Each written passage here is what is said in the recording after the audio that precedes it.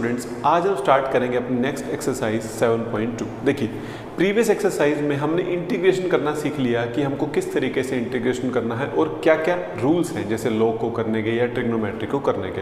अब जो 7.2 से फर्दर 3-4 एक्सरसाइज हैं उसमें हम इंटीग्रेशन के अलग अलग तरीके, अलग अलग मेथड सीखेंगे।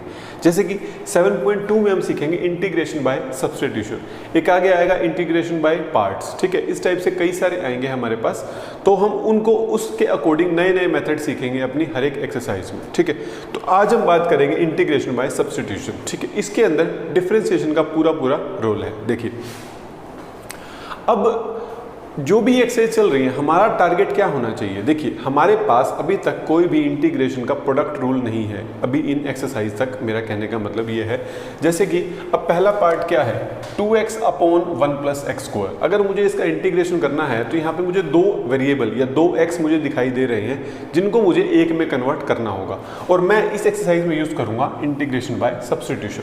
और चिंता मत कीजिए, जब ये मेथड सारे मिक्स हो जाएंगे, क्वेश्चन खुद आपको बताएगा कि उसमें क्या हो सकता है। ठीक है, तो देखिए, अब 2x upon 1 plus x square का मुझे इंटीग्रेशन करना है, और उससे पहले मेरा एक छोटा सा टारगेट है कि मैं एक x को खत्म कर दूं। ठीक है, एक वेरिएबल मुझे चाहिए इंटीग्रेशन करने के लिए, नहीं तो मैं इंटीग्रेशन इसका नहीं कर सकता। ठीक है, तो देखिए, अब मुझे एक चीज को करना है लेट, और दूसरी चीज को मैं उसकी वैल्यू पुट करूंगा। जैसा कि मेरा नाम ही है सब्स्टिट्यूशन, उसकी वैल्यू को सब्स्टिट्यूट करूंगा। तो दो चीजें हैं। देखिए, मुझे पहचानना है कि ऊपर या नीचे या दोनों ऊपर एक वेरिएबल का डेरिवेटिव बैठा होगा। ठीक है, जैसे कि 1 प्लस एक्स स्क्वायर का अगर मैं डेरिवेटिव करता हूं तो क्या आएगा, 2x वो ऊपर बैठा हुआ है। ठीक है, इसमें मैं लेट कर सकता हूं। log x को लेट करूंगा तो 1 अपॉन एक्स उसका डेरिवेटिव बैठा हुआ है। तो मेरे को पता लग गया कि मुझे किसकी वैल्यू को लेना है और किसकी वैल्यू को सब्स्टिट्यूट करना है। अब देखेंगे कैसे।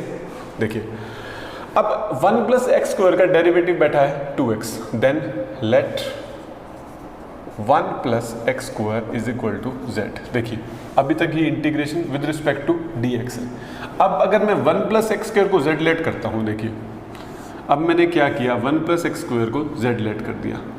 ठीक है, तो अब मुझे dx की जगह पर dz भी तो चाहिए। अगर वेरिएबल z है तो विद रिस्पेक्ट टू भी किसके होना चाहिए, उसका इंटीग्रेशन विद रिस्पेक्ट टू किसके होना चाहिए, z के। देखिए, बट यहाँ पे मेरा अभी तक dx है, तो मैं इसका डिफरेंशिएशन कर देता हूँ। Differentiate with respect to x, क्या होगा, 2x is equal to dz upon dx। इसका किया तो क्या आ गया 2x, और इसका किया तो विद रिस्पेक्ट टू x किया है तो dz अपॉन dx। अब 2x dx is equal to dz। देखिए, ये वैल्यू मैं करूंगा सब्स्टिट्यूट। क्या करूंगा, सब्स्टिट्यूट। देखिए, 2x dx, इस पूरे की वैल्यू क्या रख रहा हूं मैं, dz। क्या रख रहा हूं, dz। ऊपर कुछ नहीं है तो 1 ही होगा। ठीक है ना। अब देखिए, 1 अपॉन z का इंटीग्रेशन करना कितना आसान है, सब कुछ ही तो खत्म हो चुका है। मेरे टारगेट मेन क्या था कि मुझे वेरिएबल एक करना है। मैंने एक वेरिएबल किया और उसके रिस्पेक्ट का dz भी लगा दिया। ठीक है, अब इसका इंटीग्रेशन करेंगे, क्या हो जाएगा, log z प्लस c। बस z, अब तो z तो मेरा इमेजिनरी नंबर था ना, जो कि मैंने अपने क्वेश्चन में लेट किया था अपने यूज के हिसाब से, तो मुझे उसको वापस x में भी कन्वर्ट करना होगा। x z की जगह पर x रख देंगे, log 1 plus x square plus c। ये है मेरे इस क्वेश्चन का आंसर। नेक्स्ट पर चलते हैं। मुझे क्या ढूंढना है, डेरिवेटिव। किसका डेरिवेटिव कहां पर है। देखिए, ये अभी तक क्या है, integration with respect to dx। तो मैं थोड़ी सी क्लैरिटी के लिए आपको इस टाइप से दिखा रहा हूँ, 1 अपॉन एक्स और log x का होल स्क्वायर dx, ताकि थोड़ा सा हमको और अच्छे से क्लियर हो जाए कि log x का डेरिवेटिव 1 अपॉन एक्स बैठा हुआ है। ठीक है, log x का डेरिवेटिव 1 अपॉन एक्स बैठा हुआ है। अब देखिए, लेट कर रहा हूं मैं log x is equal to z let कर लीजिए चाहे t लेट कर लीजिए, वो आपकी मर्जी है, उससे कोई फर्क नहीं पड़ेगा। log x को क्या लेट किया, z।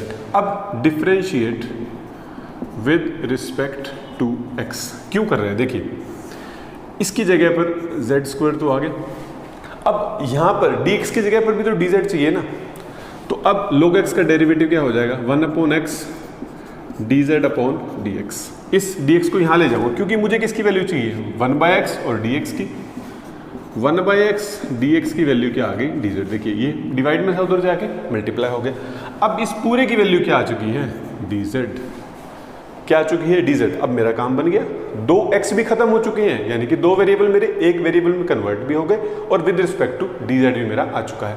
अब इसका इंटीग्रेशन करना बहुत आसान है, z स्क्वायर का z³ plus c, z³ plus c, ये आंसर आ गया। अब z तो मेरा इमेजिनरी नंबर था, अब मैं उसको वापस कन्वर्ट कर दूंगा। z की वैल्यू क्या थी, log x, तो log x का³ प्लस c, ये है मेरे इस क्वेश्चन का इंटीग्रेशन, नोट कर लीजिए। अब हम चलते हैं इसके थर्ड क्वेश्चन की तरफ। देखिएगा क्या है, 1/x plus x log x का हमको इंटीग्रेशन करना है विद रिस्पेक्ट टू x। ठीक है, अब वही सब्स्टिट्यूशन वाला मेथड है। ठीक है, यहाँ पे 2 x चल रहे हैं, बल्कि 3 है, पर मल्टीप्लीकेशन का हमें देखना होता है तो वो 2 है। ठीक है, तो अब इसको एक को खत्म करना है, कैसे करेंगे देखिए, x मैं कॉमन ले रहा हूँ एक बारी, क्या बचेगा 1 plus x into 1 plus log x। अब देखिए 1 प्लस log x को अगर मैं लेट करता हूँ, let 1 plus log x is equal to z, 1 plus log x को क्या लेट किया, z, तो 1 का तो हो जाएगा। अब डिफरेंशिएट करते हैं इसका, differentiate with respect to x। आपको पहले उससे पहले यहाँ दिखा दूँ, यहाँ पर क्या बन चुका है, 1/, देखिए 1/1 प्लस log x की क्या वैल्यू रख दूंगा मैं, z। अब देखिए अब इसका डेरिवेटिव करेंगे, क्या हो जाएगा, 1/x is equal to dz by dx, 1/x dx is equal to dz। अब 1/x और dx की वैल्यू क्या आ चुकी है, dz। बहुत आसान हो गया अब इसका इंटीग्रेशन करना, log z प्लस c। अब z की वैल्यू क्या है, 1 plus log x, 1 plus log x plus c। बस ये हमारा इस क्वेश्चन का आंसर आ गया।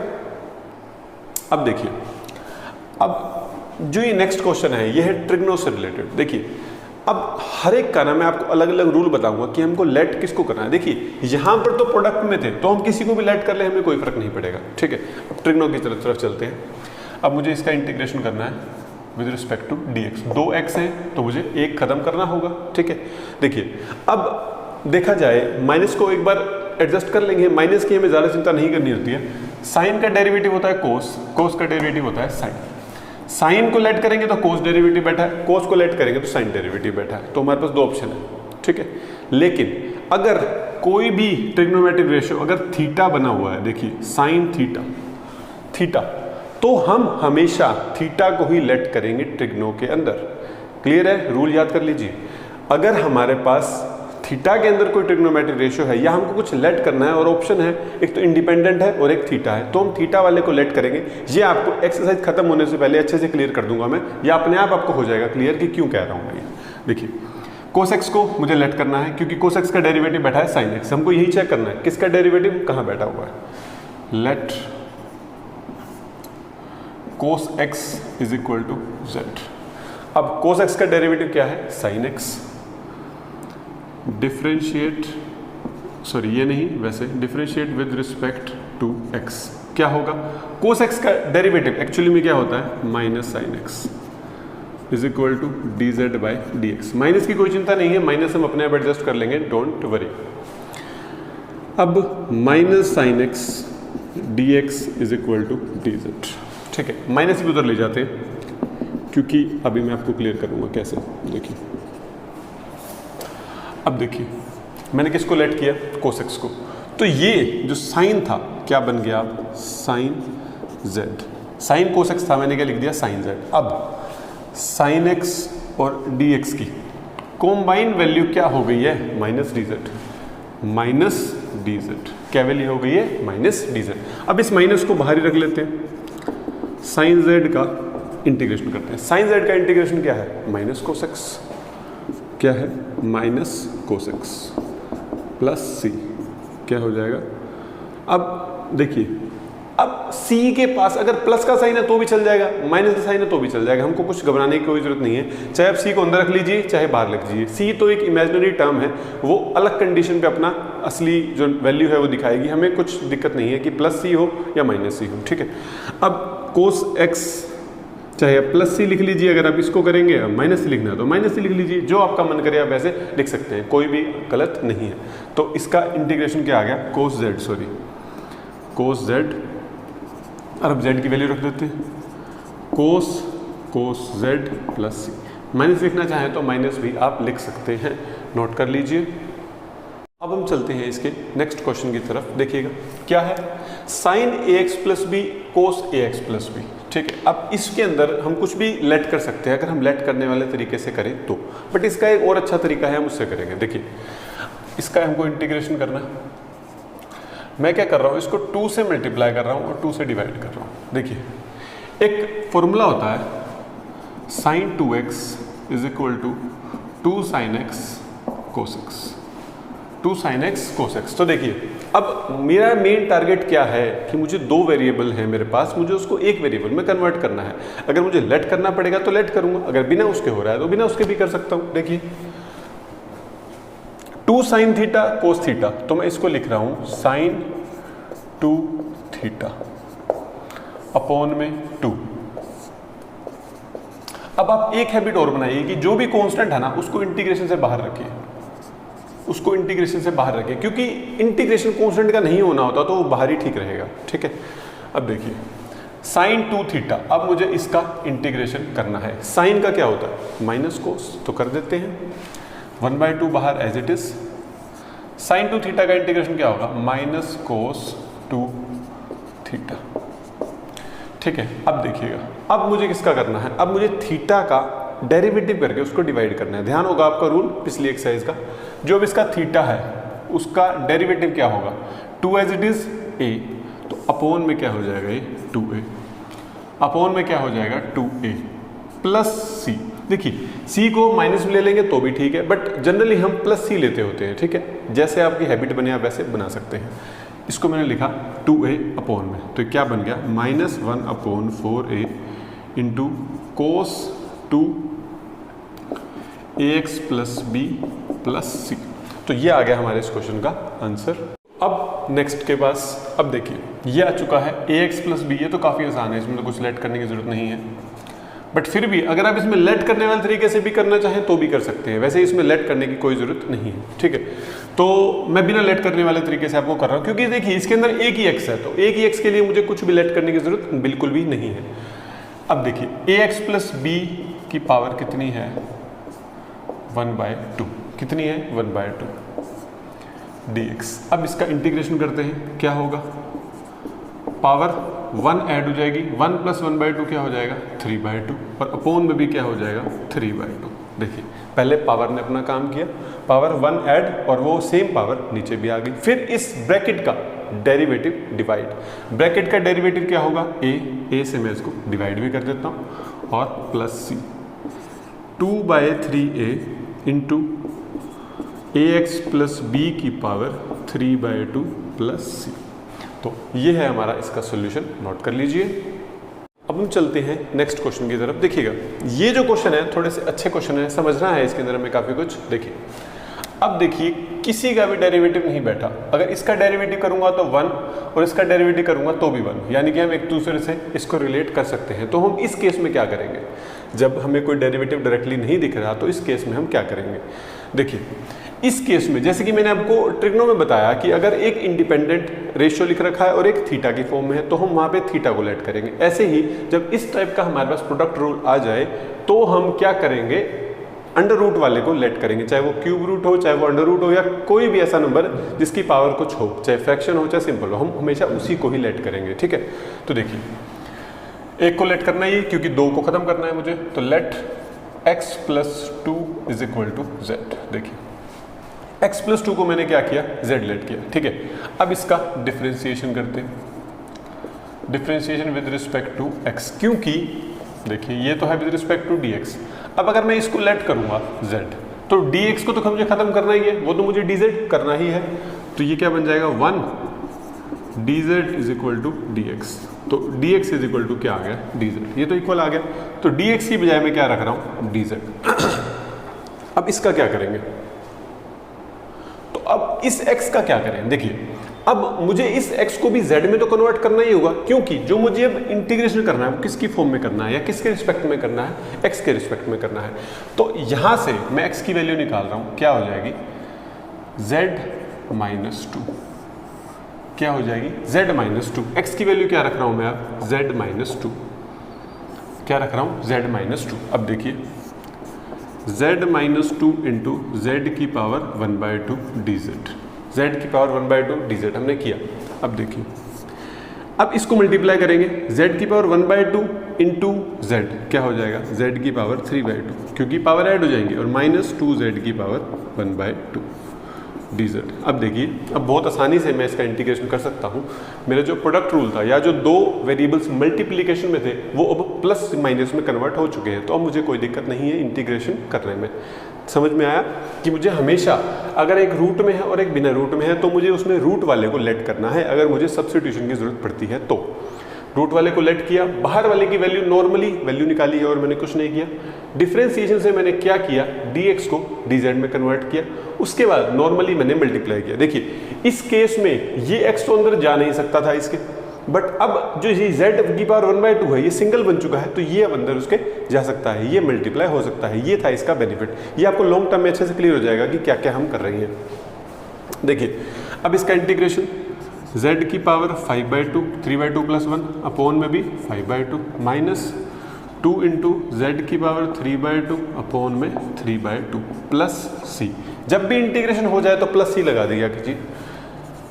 2/5 z की 5/2 माइनस 2 पर चला जाएगा 4/3 z की 3/2 प्लस c। अब देखिए जो z था वो तो मेरा इमेजिनरी नंबर था, उसको वैल्यू वापस पुट कर दें x प्लस 2, ठीक है, उसकी वैल्यू वापस पुट कर देते हैं। 2/5 x प्लस 2 की पावर 5/2 माइनस 4/3 x प्लस 2 की पावर 3/2 प्लस c। तो ये आ चुका है मेरे इस क्वेश्चन का आंसर। अब चलते हैं नेक्स्ट की तरफ। देखिए अब x into √1 plus 2x square, अब इसमें कौन सा किसका डेरिवेटिव बैठा है। देखिए डेरिवेटिव ढूंढने का क्या मतलब है, हमारा मतलब सिर्फ वेरिएबल से होता है। देखिए अगर मैं इस पूरे को डेरिवेट करता हूं तो क्या हो जाएगा 4x, यानी कि x आ रहा है ना, कांस्टेंट और साइन को तो हम अपने आप एडजस्ट कर लेंगे, उसको dz के पास ले जाएंगे। अब मुझे दिख गया कि अंदर वाले का डेरिवेटिव बाहर बैठा है, और जो दूसरा मैंने आपको रूल बताया कि अगर हमारे पास एक बाहर इंडिपेंडेंट है और एक रूट में है तो उस केस में मुझे क्या करना होता है, रूट वाले को ही लेट करना होता है। तो अब कुल मिला के मुझे रूट वाले को लेट करना है, ठीक है, ये आपको क्लियर हो गया होगा कैसे। अब देखिए 1 प्लस 2x स्क्वायर को करते हैं z लेट, क्या हो जाएगा, अब डिफरेंशिएट करेंगे तो क्या हो जाएगा 4x dz dx, 4x dx is equal to dz। अब देखते हैं हमको किसकी वैल्यू चाहिए, इसका इंटीग्रेशन करना है मुझे विद रिस्पेक्ट टू x। तो देखिए 1 प्लस 2x स्क्वायर को मैंने क्या किया, z लेट किया। अब देखिए अब मुझे किसकी वैल्यू चाहिए, x और dx की, x dx की मुझे वैल्यू चाहिए, तो मैं इस x dx को अकेला छोड़ के 1/4 को dz के पास लेकर जा रहा हूँ। देखिए मैंने क्या किया, x dx की वैल्यू मुझे चाहिए थी तो ये 4 एक्स्ट्रा था। देखिए कांस्टेंट से हमको बिल्कुल नहीं घबराना है, वो तो एज इट इज पड़ा रहेगा, ना उसका इंटीग्रेशन होना है, ठीक है, वो सिर्फ डिवाइड में चला जाएगा और यहाँ पर भी पड़ा रहेगा, हमें उससे कुछ नहीं घबराना, बस हमें वेरिएबल की पावर से मतलब होना चाहिए कि उसका डेरिवेटिव करके वेरिएबल की रिक्वायर्ड पावर आ रही है या नहीं आ रही। अब देखिए x dx की क्या वैल्यू आ चुकी है, 1/4 dz, 1/4 dz। अब मैंने जैसा कि आपको कहा कि इस कांस्टेंट को भी बाहर रखने की आदत बना लीजिए, z की पावर 1/2 लिख देते हैं dz। करते हैं अब इसका सॉल्यूशन, z की पावर 1/2 इंटीग्रेशन z की पावर 3/2 अपॉन में 3/2 अपॉन में 3/2 प्लस c, क्या होगा, ये 2 पर चला जाएगा, 2 अपॉन में 4 इंटू 3 ये कैंसिल होगा, 2 z की 3/2 प्लस c, 1/6 z की 3/2 प्लस c। अब देखिए अब z की वैल्यू तो मेरी इमेजिनरी है ही, मैंने लेट की है, सिर्फ मुझे इसकी ओरिजिनल वैल्यू पुट करनी होगी। करते हैं पुट, 1/6 1 प्लस 2x स्क्वायर की पावर 3/2 प्लस c, z की वैल्यू पुट कर दी 1 प्लस 2x स्क्वायर की पावर 3/2 प्लस c। नोट कर लीजिए, चलते हैं नेक्स्ट क्वेश्चन की तरफ। अब हम चलते हैं इनके फर्दर पार्ट्स की तरफ। देखिएगा क्या है, 4x plus 2 into x square plus x plus 1। देखिए अब इसका डेरिवेटिव यहाँ पर बैठा है बट अभी हमको नहीं दिखाई दे रहा, ठीक है। तो अब हम अपना वही गोल्डन रूल अप्लाई करते हैं, क्या कि अगर एक बाहर हो और एक रूट में हो तो हमको किसको लेट करना है, रूट वाले को, ठीक है। तो देखिए करते हैं इसको let x square plus x plus 1 is equal to z. इसका डेरिवेट क्या आ जाएगा, 2x plus 1 is equal to d z upon में dx। तो 2x plus 1 into d x is equal to d z. अब देखिएगा मैं क्या करने जा रहा हूँ, मैं यहाँ पे एक स्टेप और कर रहा हूँ। देखिए इसका मुझे इंटीग्रेशन करना है। एक मैं यहाँ पे अगर 2 कॉमन ले लेता हूँ, देखिए 2 into 2x plus 1 into x square plus x plus 1। देखिए मैंने इसको थोड़ा सा चेंज किया अपनी नीड के हिसाब से, क्योंकि देखिए जब मैंने इसका डेरिवेट किया तो क्या आ गया, 2x प्लस 1। अब यहाँ पे अगर मैं 2 कॉमन ले रहा हूँ तो मेरा क्या बन गया, 2x प्लस 1। अब ऐसे ही जैसे मेरे को पता लग गया कि यहाँ डेरिवेटिव बैठा था, आपको भी अपने आप क्लियर होने लग जाएगा, अपने आप क्वेश्चन बताएगा कि कहाँ पर डेरिवेटिव बैठा हुआ है। तो सिर्फ इसको प्रैक्टिस की जरूरत है, घबराने की जरूरत बिल्कुल भी नहीं है, ठीक है। देखिए अब क्या होगा, इसकी वैल्यू तो मैंने क्या रखी, z, तो ये तो हो जाएगा रूट z। अब इसकी 2x प्लस 1 और dx की वैल्यू मैंने क्या रखी, dz, क्या रखी, dz। और ये वाला 2 एज इट इज, ये वाला 2 एज इट इज। अब इस 2 को तो बाहर रख देते हैं, मैंने आपको बताया था।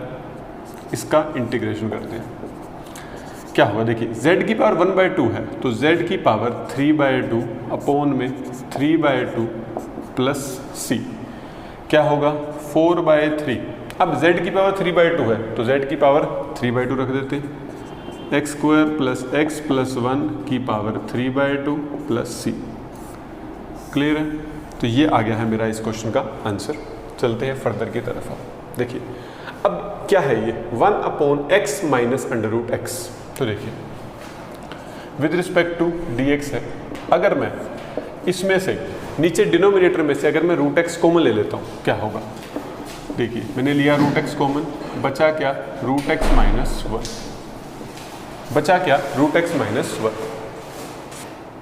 देखिए अब इन दोनों में से मुझे लेट करना है, ठीक है। तो किसी को भी लेट कर सकते हैं, जो थोड़ा सा कॉम्प्लिकेट है या थोड़ा बड़ा है, मैं वैसे इसको प्रेफर करता हूँ लेट करना। यहाँ पे दोनों वैसे एक ही है, अगर इसका करेंगे तो डायरेक्टली भी आ जाएगा, इसका -1 नहीं आएगा। तो अगर मैं इसको लेट करता हूँ तो मेरा ये रूट एक्स आ जाएगा। देखिए कैसे, let root x minus 1 is equal to z. Differentiate करेंगे क्या होगा, रूट एक्स का क्या होगा, 1/2 root x is equal to d z by d x. तो देखिए अब अगर मैं इसकी जगह पर तो मैंने रख दिया z, अब एक्स्ट्रा क्या बचा, 1/रूट एक्स। तो इस 2 को अगर मैं ले जाना चाहूँ तो वहाँ ले जाता हूँ। देखिए 1/रूट एक्स को यहीं रखा, dx को भी यहाँ ले आया और 2 dz, 2 उस तरफ चला गया तो dz बन गया, क्योंकि मुझे 1/रूट एक्स और dx की वैल्यू ही चाहिए थी जो आ चुकी है 2 dz। तो dz और 2 क्लियर हुआ, वैल्यू रखी है मैंने, बस क्या होगा, 2 तो बाहर आ जाएगा, मैंने कहा आपको हैबिट बनानी है इसकी हमको। अब 1/z क्या होगा, log z plus c, log z plus c। अब z की ओरिजिनल वैल्यू रख देते हैं, 2 into log root x minus 1 plus c, root x minus 1 plus c. ये आ गया हमारे इस क्वेश्चन का आंसर। अब चलते हैं थर्ड पार्ट की तरफ। अब देखिए थर्ड में एक इंडिपेंडेंट है, यानी कि किसकी 1 पावर है और एक रूट में है। तो मैंने आपको बताया था इस केस में हमको सिर्फ रूट वाले को ही लेट करना है, तो पूरे रूट वाले को लेट कर देते हैं अंदर। देखिए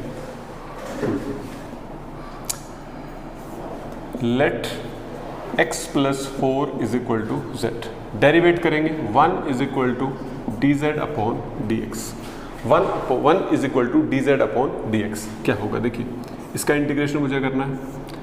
क्या किया मैंने, इसकी वैल्यू तो रख दी z, ठीक है, और अब x भी तो है ऊपर, तो x की वैल्यू कैसे निकालेंगे, x की वैल्यू क्या आ जाएगी, z माइनस 4, क्या आ जाएगी, z माइनस 4।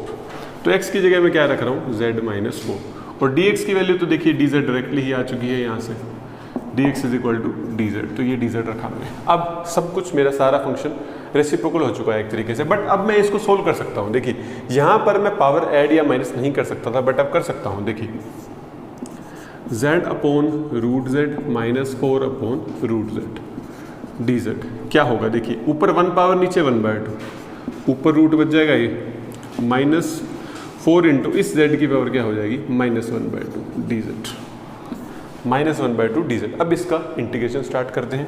z की पावर 1/2 का इंटीग्रेशन क्या होगा? z की 3/2 अपॉन में 3/2, 1/2 प्लस 1 3/2 और डिनोमिनेटर में भी 3/2 -4। अब z की पावर क्या है? -1/2, उसमें 1 ऐड करेंगे, क्या हो जाएगा? z की पावर 1/2 अपॉन में भी 1/2 प्लस c। अब इसको सॉल्व करते हैं। 2/3 z की पावर 3/2 माइनस 8 z की पावर 1/2 लिख लीजिए, चाहे रूट लगा लीजिए। अब z की वैल्यू पुट करते हैं, x + 4, x + 4 की पावर 3/2 माइनस 8। अब मैं यहाँ पे रूट ही लगा रहा हूँ, x + 4 प्लस c। बस मैंने ओरिजिनल वैल्यू उनकी पुट की और मेरा आंसर आ गया, नोट कर लीजिए। अब हम चलते हैं इसके नेक्स्ट क्वेश्चन की तरफ। देखिएगा क्या है, x³ - 1 की पावर 1/3, यानी कि ये हमको क्यूब रूट दे रखा है। देखिए एक स्क्वायर रूट होता है जो सिंपल रूट हो गया, और एक ये है क्यूब रूट, ठीक है, इंटू x की पावर 5, इंटू x की पावर 5। अब देखिए मैंने आपको बोला हुआ है एक रूल कि अगर एक रूट में है और एक इंडिपेंडेंट बाहर है तो हमको किसको करना होता है? लेट रूट वाले को, ठीक है। तो अब हम इस रूट वाले को ही लेट करेंगे। देखिए मुझे इसका इंटीग्रेशन करना है। देखिए लेट x³ - 1 = z, इसको किया z लेट, क्या आया ये? 3x² = dz अपॉन में dx, क्या आया? 3x² = dz अपॉन में dx। तो देखिए अब यहाँ पे मुझे वैल्यू किस हिसाब से निकालनी है, ये देखिए इसको। अब देखिए मेरे पास जो यहाँ पे वैल्यू आएगी वो किसकी आएगी? x² आएगी ना, x² dx मेरे पास वैल्यू आने वाली है, ठीक है। तो मुझे एक x² तो dz लाने के लिए चाहिए, तो मैं उसको ब्रेक कर रहा हूँ। देखिए x³ - 1 की पावर 1/3, इसको ब्रेक कर रहा हूँ x³ और x² में। इसका बेनिफिट क्या है? देखिए इस पूरे की वैल्यू x² dx की पूरे की वैल्यू क्या आ चुकी है? dz मेरे पास। देखिए x² dx की वैल्यू देखिए 1/3 भी आ जाएगी यहाँ पे। x² dx मतलब कि मेनली मुझे चाहिए था जो कि dz में कन्वर्ट करे, ठीक है। तो इसकी बजाय तो मैं रख रहा हूँ dz और एक 1/3। देखिए x² dx की बजाय रखा 1/3 dz, ये मैंने यहाँ पर रखा। अब देखिए यहाँ पर इसकी वैल्यू क्या आती है? देखिए x³ - 1 को मैंने क्या लेट किया? z, यानी कि z की पावर कितनी आ गई? 1/3। x³ की वैल्यू अब मैं यहाँ से निकाल सकता हूँ। x³ की वैल्यू क्या आ चुकी है? z + 1। देखिए x³ की वैल्यू क्या आ चुकी है? z + 1। देखिए इस टाइप से हमको डील करना है। मेरा गोल्डन रूल क्या था कि अगर एक रूट वाला है और सिंपल वाला है तो मुझे हमेशा रूट वाले को लेट करना है। मैंने यहाँ पे वही किया, उसके बाद मेरा अपने आप क्वेश्चन सोल्व होता चला गया। बाहर मैंने अपने मतलब के हिसाब से जो मुझे dz के लिए चाहिए था वो पावर मैंने अलग कर ली, बचे हुए को ऑटोमेटिकली z में चेंज कर दिया, क्योंकि मुझे पूरा फंक्शन किस में चाहिए? z में ही तो चाहिए। देखिए अब इसको सोल्व करते हैं थोड़ा सा। z की 1/3 प्लस 1, यानी कि कितना हो जाएगा ये? 4/3। कितना हो जाएगा? 4/3 प्लस z की 1/3 dz। देखिए अब इसका इंटीग्रेशन करते हैं। देखिएगा तो अब देखिए अब इसका इंटीग्रेशन हम स्टार्ट करेंगे। देखिए 1/3, z की पावर है 4/3, 1 ऐड करेंगे क्या हो जाएगी? z की पावर 7/3 अपॉन में 7/3 प्लस z की पावर 1/3, इसमें 1 ऐड करेंगे क्या हो जाएगी? 4/3 प्लस c। अब देखिए अब इसको थोड़ा सॉल्व करते हैं। 7/3 था, क्या हो जाएगा ये? 3/7, z की 7/3 प्लस 3/4, z की 4/3 प्लस c। अब देखिए अब ये 3 दोनों के पास है, ये कॉमन आके बाहर हमारा कैंसिल भी हो जाएगा। इसको बाहर लाके कैंसिल कर देते हैं। अंदर क्या बचेगा? यहाँ पर 1/7 और यहाँ पर 1/4। अब यहाँ पे साथ साथ z की वैल्यू भी पुट कर देते हैं। क्या है z की वैल्यू? x³ - 1, x³ - 1 की पावर 7/3 प्लस 1/4 x³ - 1 की पावर 4/3 प्लस c। अब ये दोनों कैंसिल हो गए। यही है हमारे इस क्वेश्चन का आंसर। चलते हैं अब इसके 13th क्वेश्चन की तरफ। देखिए अब इसके अंदर देखिए हमको इसका इंटीग्रेशन करना है विद रिस्पेक्ट टू dx। तो जो हमारा रूल है, हमको सबसे पहले क्या देखना होता है कि किसका डेरिवेटिव कहाँ पर बैठा हुआ है। तो देखिए इसमें जो डिनोमिनेटर की पूरी ब्रैकेट है, अगर मैं इसका डेरिवेटिव करता हूँ तो क्या आ जाएगा 9x²। 9 को हम संभाल लेंगे बाद में, x² मेरा ऊपर बैठा हुआ है, यानी कि मुझे डेरिवेटिव मिल गया। ठीक है, देखिए लेट करते हैं 2 + 3x³ = z। ठीक है, देखिए यहाँ पे ये तो हो जाएगा z³। अब देखिए इसका डिफरेंशिएट करते हैं 9x² dz/dx। अब हमको क्या चाहिए, देखिए 9 तो हमें नहीं चाहिए, हमें चाहिए x² और dx। x² और dx मुझे चाहिए, ये हो जाएगा 1/9 dz। क्लियर है। अब x² dx की वैल्यू क्या आ गई 1/9 और dz। अब हमारा क्वेश्चन एक तो एक ही वेरिएबल में बन चुका है और इंटीग्रेशन करना बहुत आसान है। देखिए अब एक बार इसकी पावर को ऊपर भी ले जाते हैं, अब इसका इंटीग्रेशन स्टार्ट करते हैं। क्या होगा देखिए, z की पावर क्या होगी -3 + 1, क्या होगी -3 + 1, पावर ऐड और अपोन में सेम पावर, अपोन में सेम पावर। क्या होगा देखिए -2 ऊपर चला जाएगा, ये क्या हो जाएगा z की -2 + c, z की -2। अब देखिए z की -2 का क्या मतलब है 1/z हो जाएगा, ये 1/z हो जाएगा प्लस c। अच्छा सॉरी, ये जो था ये -2 नीचे था तो ऊपर तो 1 ही आएगा, यहाँ पे क्या हो जाएगा 18। ये जो था ये 2 डिनोमिनेटर में था, तो डिनोमिनेटर में ही मल्टीप्लाई होना था, -1/18 z²। अब देखिए z की वैल्यू रखते हैं 2 + 3x³, क्या हो जाएगा -1/18 2 + 3x³ का स्क्वायर प्लस c। क्लियर है, z की वैल्यू यहाँ से हमने पुट की और ये हमारा आ गया इंटीग्रेशन। देखिए अब आगे चलते हैं, ये है हमारे इसका आंसर। अब देखिए अब इस क्वेश्चन में भी हमको क्या ढूंढना है कि किसका डेरिवेटिव कहाँ पर बैठा हुआ है। देखिए log x का डेरिवेटिव 1/x हमारे पास गिवन है। ठीक है, तो देखिए अब हमको लेट किसको करना है, log x को लेट करते हैं, log x = z। इसका डेरिवेटिव करेंगे 1/x dz अपॉन में dx, 1/x dx = dz। देखिए क्या होगा, अब इस log x की जगह तो मैं रख रहा हूं z की पावर m, और 1/x dx की बजाय क्या रख रहा हूं मैं पूरे की जगह पर dz। ठीक है, अब देखिए अब बस इसका इंटीग्रेशन करना है। देखिए z की पावर -m dz हमको इसका डेरिवेटिव करना है, z की पावर -m + 1 अपॉन में -m + 1 + c। क्लियर है। अब देखिए क्या हो जाएगा, ये बस यही है 1 - m। इसको आगे हम सोल्व तो कर नहीं सकते, बस मैं नेगेटिव वाले को बाद में लिख रहा हूँ। z की वैल्यू क्या है log x, log x की पावर 1 - m अपॉन में 1 - m + c। क्लियर है। अब यही है हमारे इस क्वेश्चन का आंसर, आप इसे नोट कर लीजिए। हम चलते हैं नेक्स्ट क्वेश्चन की तरफ।